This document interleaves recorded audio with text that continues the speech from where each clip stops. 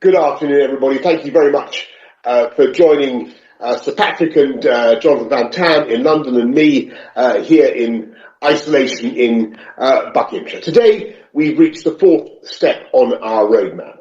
And I know that with cases increasing steadily and with more and more people being asked to self-isolate, there will of course be those who would rather that we'd waited weeks or months longer and kept on social distancing and all the legal restrictions that we've been placing on our lives. And so I want to remind you all why I believe that it's right to take this step now, no matter how difficult it seems. And the logic remains the same.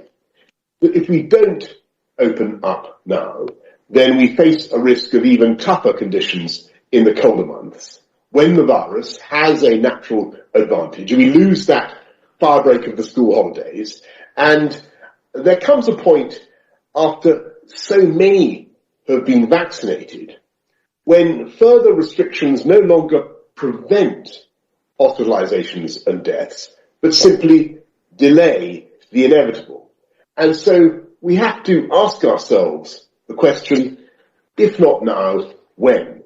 And though both deaths and hospitalizations, as I say, are sadly rising, these numbers are well within the margins of what our scientists predicted at the outset of the roadmap. And so it is right to proceed cautiously in the way that we are, but it's also right to recognise that this pandemic is far from over. And that's why I'm afraid it is essential to keep up the system of test, trace and isolate. And I know how frustrating it is for all those who have been affected or pinged, and I want to explain, therefore, that people identified as contacts of cases are at least 5 times more likely to be infected than others.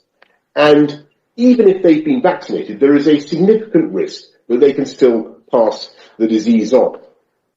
And so, as we go forward, I'm afraid that the continuing sacrifice of this large minority, those of us who are being asked to isolate, remains important to allow the rest of society to get back to something like normality. And I'm afraid that at this stage, it's simply a consequence of living with COVID and of opening up when cases are high in the way that we are.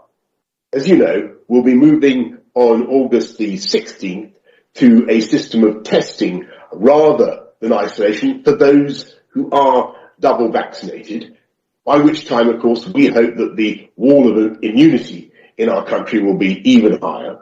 And in the meantime, I want to assure you that we will protect crucial services, including the staffing of our hospitals and our care homes, the supplies of food, water, electricity and medicines, the running of our trains, the protection of our borders, the defence of our realm, by making sure that a very small number of named, fully vaccinated critical workers are able to leave their isolation solely for the work that I have described.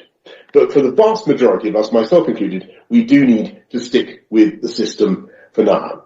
And, of course, the only reason that we're able to open up in this way at all is that we've vaccinated such a large proportion of the population and at such speed. It is phenomenal that every adult in this country has now been offered a first dose. But unfortunately, that does not mean that every person over 18 has yet had a first dose. So far, 96% of over 50s, 83% of 30 to 50-year-olds have taken up the offer in England, but there are still 35% of 18 to 30-year-olds, 3 million people, who are at the moment completely unvaccinated. And though we can all see the enthusiasm of millions of young people to get their jabs, we need even more young adults to receive a protection that is of immense benefit to your family and friends and to yourselves. And so I would remind everybody that some of life's most important pleasures and opportunities are likely to be increasingly dependent on vaccination. There are already countries that require you already to be double jabbed as a condition of quarantine-free travel, and I'm afraid that list seems likely to grow. And we're also concerned, as they are in other countries, by the continuing risk posed by nightclubs. I don't want to have to close nightclubs again, as they have elsewhere, but it does mean nightclubs need to do the socially responsible thing and make use of the NHS COVID pass, which shows proof of vaccination, a recent negative test, or natural immunity as a means of entry.